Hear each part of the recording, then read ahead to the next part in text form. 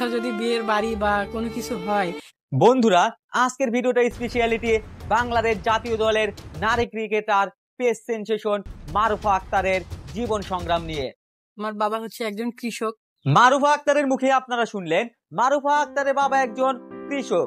ধরতে গেলে একদম হত নিম্ন দরিদ্র পরিবারের একজন মেয়ে। ইনভাইটেশন করে না আমাদেরকে, সেটাও করতো না, বলতো যে ওদের ড্রেস নাই। 3 বেলা দুমুঠো খাবার তুলে দেওয়ায় তার বাবার জন্য অনেক কষ্টসাধ্য। আসলে একটা সময় গেছে ঈদের ড্রেস, ঈদে নতুন ড্রেস কেনারও মারুফা আক্তারদের সামর্থ্য ছিল না। বিয়ের বাড়ি বা কোনো কিছু হয়, ইনভাইটেশন করে না আমাদেরকে, সেটাও করতো না। নতুন ড্রেস না থাকার কারণে মারুফা আক্তারদের প্রতিবেশীরা কোনো বিয়ে বা অনুষ্ঠানে মারুফা আক্তারদের দাওয়াত বা ইনভাইটেশন করতো না। বলতো যে ওদের ড্রেস নাই, ওইখানে গেলে আমাদের মান সম্মান থাকবে না। মারুফা আক্তারদের নতুন ড্রেস নেই বলে প্রতিবেশীরা দাওয়াত বা ইনভাইটেশন করলে তাদের নাকি ইগো আর সম্মানে বাঁধে। এই কথাটা বলেই মারুফা আক্তার কেঁদে দিয়েছিল। মারুফা আক্তারের কান্না জর্জরিত ইন্টারভিউ আমাকেও কাঁদিয়েছে, হয়তো সারা বাংলাদেশকেও কাঁদিয়েছে মারুফা আক্তারের কান্না জর্জরিত হৃদয় স্পর্শ করা কথাগুলো।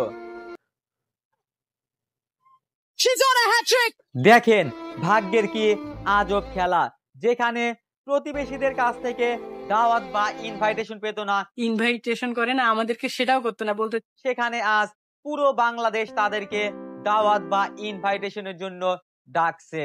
তখন গেঞ্জি বা প্যান্ট পরতাম, মানে প্র্যাকটিসের জন্য মারুফা আক্তার যখন টি শার্ট ট্রাউজার প্যান্ট পরতো, তখন প্রতিবেশীরা মারুফা আক্তারকে নিয়ে অনেক বাজে কুরুচিপূর্ণ মন্তব্য করত, মানে খারাপ খারাপ কথা বলে, যেগুলো আর কি নেওয়ার মতো না। পরে প্র্যাকটিসের সময় মারুফা আক্তারের ট্রাউজার টি শার্ট পরার জন্য, তোর মেয়ে তুই কি করছিস যে এইসব কিছু করে, এই সেই। মারুফা আক্তারের বাবাকেও প্রতিবেশীরা অনেক কথা শোনাতো। বাবা যখন বাসায় থাকে না, বাজারে যায়, মারুফা আক্তারের মাকেও প্রতিবেশীরা বাড়ি এসে কথা শুনিয়ে দিত। তখন মাকে এসে অনেকে অনেক কথা বলে। মেয়েরা প্যান্ট শার্ট ট্রাউজার এগুলা পরলে আমাদের পুরুষ শাসিত সমাজে কিন্তু একদম নিম্নবর্তী চোখে দেখা হয়। আমার মা রুমে গিয়ে কান্না করে। আমরা যে শহরাঞ্চলে থাকি, তারপরে কিন্তু আমাদের এখানকার মেয়েরা ট্রাউজার অথবা টি শার্ট পরতে পারে না, ওইখানে গেলে আমাদের মান সম্মান থাকবে না। সেখানে মারুফা আক্তার তো ছিল গ্রামের প্রত্যন্ত অঞ্চলের একটা মেয়ে। আমি আবার যাই এক কোনায় গিয়ে খালি কান্না করতাম যে আমার জন্য এত কিছু।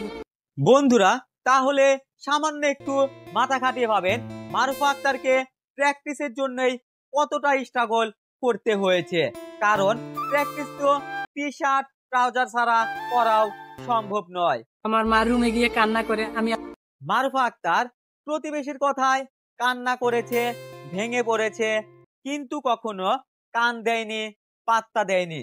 আমি আবার যাই এক কোনায় গিয়ে খালি কান্না করতাম যে আমার জন্য এত কিছু। তাই তাকে আজ শুধু বাংলাদেশের না, সারা বিশ্বের একজন আইডল বলা চলে।